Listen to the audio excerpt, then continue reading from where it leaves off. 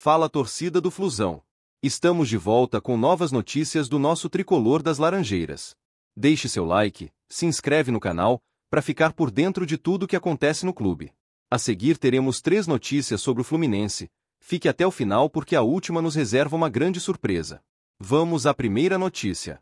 Na Ilha do Retiro, o Fluminense viveu mais uma noite em que a frustração tomou conta da torcida.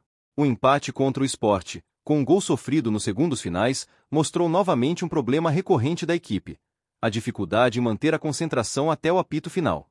Para quem acompanha o time, essa situação dói ainda mais porque o tricolor foi superior durante grande parte da partida, criou mais, teve controle do jogo, mas acabou desperdiçando 2 pontos preciosos que fariam diferença na briga pelas posições de cima da tabela. Quando o relógio já marcava quase o fim, parecia que a vitória estava garantida. Só que um cruzamento despretensioso encontrou espaço na defesa. Soteldo, que tinha a chance de cortar a jogada, hesitou. A bola seguiu e, na segunda trave, Luan Cândido aproveitou a liberdade para empatar. Uma cena que já não é novidade para nós, torcedores, mas que cada vez machuca mais. Esse padrão de gols sofridos nos instantes finais é algo que precisa de solução urgente, e é justamente aí que entra a importância do trabalho de Zubeldia. O treinador argentino já mostrou que tem qualidade, conhecimento tático e capacidade para dar organização ao time. Só que a missão que ele tem pela frente é árdua.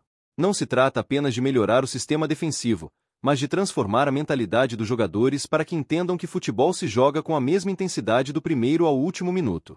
E isso, convenhamos, não se resolve em 1 ou 2 semanas. É um processo de construção. Zubeldia é um técnico inteligente e acostumado com desafios. Ele sabe que o Fluminense tem qualidade para brigar na parte de cima da tabela, mas também entende que há detalhes que custam caro no Brasileirão. O jogo contra o Sport foi um retrato disso. Dominamos, tivemos mais posse, criamos, mas faltou aquele instinto de matar a partida e, principalmente, de fechar os espaços nos minutos finais. Para um treinador com a visão que ele tem, esse tipo de falha é um ponto de estudo diário. É importante destacar que não é apenas uma questão de azar ou desatenção individual. Há aspectos coletivos que precisam ser ajustados. A recomposição da defesa, o posicionamento na bola aérea, a forma como o time lida com a pressão do adversário nos acréscimos. Tudo isso entra no pacote que Zubeldia terá que resolver. E eu acredito que ele vai conseguir, porque já deu sinais de que conhece bem as fraquezas e não se esconde dos problemas. O que me anima é perceber que o treinador não se limita a apontar culpados. Ele busca soluções. É um técnico que gosta de intensidade, de marcação forte, de equipes que não se acomodam. E o Fluminense, com o elenco que tem, pode assimilar esse estilo. Só precisamos de tempo para que os ajustes se consolidem. Claro que para nós, torcedores, é difícil ter paciência quando vemos vitórias escaparem por descuido. Mas também é preciso confiar em quem está conduzindo o time.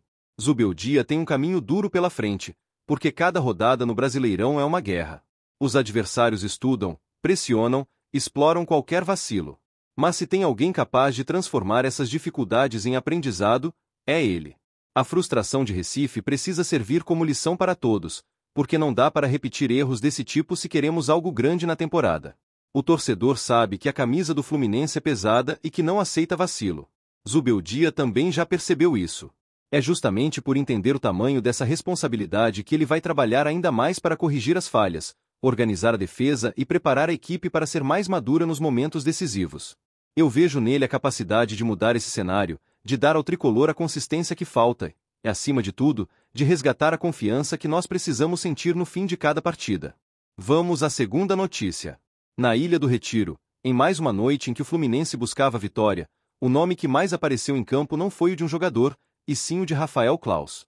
O árbitro paulista voltou a mostrar que, quando está com o apito, sempre existe o risco de o jogo ser manchado por decisões polêmicas e, muitas vezes, equivocadas. O que deveria ser apenas um espetáculo de futebol acabou sendo interrompido por uma arbitragem confusa, que conseguiu irritar tanto torcedores do Fluminense quanto do Sport. A Confederação Brasileira de Futebol divulgou os áudios da comunicação entre Claus e o VAR, e isso deixou ainda mais evidente a insegurança e a falta de critério em suas escolhas. No primeiro tempo, o gol de Martinelli, que poderia ter mudado completamente o rumo da partida, foi anulado. O lance teve início em uma jogada de Kevin Serna, que fez uma bela arrancada e cruzou para Cano finalizar. Martinelli completou para a rede, mas logo a festa tricolor foi interrompida pelo apito. O VAR chamou Klaus para analisar uma suposta falta de Inácio em Barleta ainda no meio de campo, lance muito anterior à finalização. O árbitro de vídeo descreveu o contato como um pisão que teria impedido a sequência da jogada. Klaus, sem hesitar muito, aceitou a recomendação e voltou atrás, anulando um gol legítimo do Fluminense. O curioso é que até mesmo na fala dos árbitros de vídeo havia dúvida, com frases como "não entendo como jogo brusco grave, mas entendo como falta". Ou seja, nem mesmo quem estava revisando tinha convicção plena. Klaus, como de costume, preferiu seguir pelo caminho mais cômodo, parar a jogada e manchar o momento do Flu. A cena se tornou ainda mais revoltante porque a torcida do Sport chegou a comemorar a revisão no telão como se fosse um gol. É a prova de que Klaus não apenas interfere no jogo, mas cria um clima de instabilidade, onde o espetáculo do futebol vira coadjuvante. Para piorar, Inácio ainda recebeu cartão amarelo, em um exagero evidente, já que a jogada não tinha força para isso. O resultado? O Fluminense perdeu a oportunidade de sair na frente e ainda ficou com o jogador pendurado de forma injusta. No segundo tempo, outra intervenção mudou a narrativa do jogo. Inácio foi derrubado por Luan Cândido dentro da área, mas Klaus, de cara, marcou falta de Inácio em Pablo na origem da jogada. O VAR precisou intervir para mostrar que não havia impacto suficiente no lance com Pablo, e que o que realmente aconteceu foi um pênalti claro dentro da área.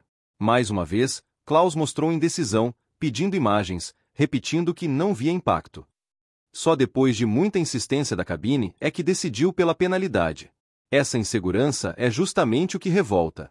Um árbitro do nível de Klaus deveria ser referência de firmeza, mas se mostra incapaz de ter uma leitura clara da jogada sem depender excessivamente do VAR. Quando tem que decidir por conta própria, ou erra, ou demora, ou complica a partida. John Kennedy converteu o pênalti, e o Fluminense momentaneamente respirou, mas todos sabiam que a arbitragem continuaria sendo protagonista. O que incomoda ainda mais é o histórico.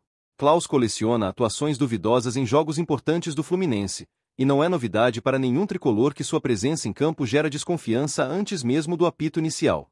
É aquele tipo de árbitro que parece carregar consigo uma predisposição para decisões que invariavelmente prejudicam nosso time.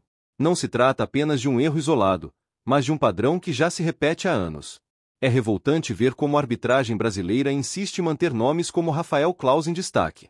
Ele já mostrou inúmeras vezes que não tem perfil para conduzir jogos de grande intensidade.